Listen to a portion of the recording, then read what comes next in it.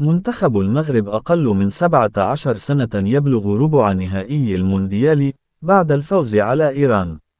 فاز المنتخب المغربي على نظيره الإيراني بركلات الترجيح 4-1 بعد نهاية المباراة في وقتها الأصلي بنتيجة التعادل 1-1 في مباراة جرت أطوارها على أرضية ملعب جيلو غابان بمدينة سورابايا لحساب 8 نهائي كأس العالم. وبالعودة إلى تفاصيل اللقاء، ظهر الأشبال بشكل محتشم خلال النصف ساعة الأولى من المباراة بعدما تراجعوا للخلف، فيما كان منتخب إيران الأكثر سيطرة على الكرة. ومع توالي دقائق المباراة، دخلت كتيبة سعيد شيبة في أطوار المباراة لتتمكن من الاستحواذ على الكرة، فيما لم تشكل هجمات الأشبال أي خطورة على مرمى منتخب الخصم.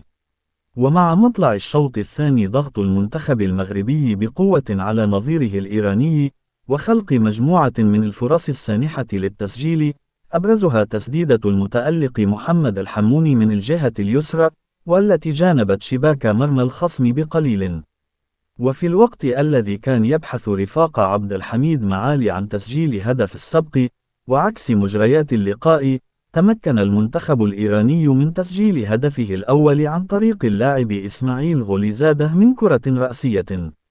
واضطر المدرب سعيد شيبا لإجراء مجموعة من التغييرات بحثا عن تعديل الكفة، وهو ما تأتى خلال آخر دقائق المباراة عن طريق اللاعب العزوزي الذي استغل هفوة في دفاع منتخب إيران ليحتكم الطرفان لضربات الجزاء.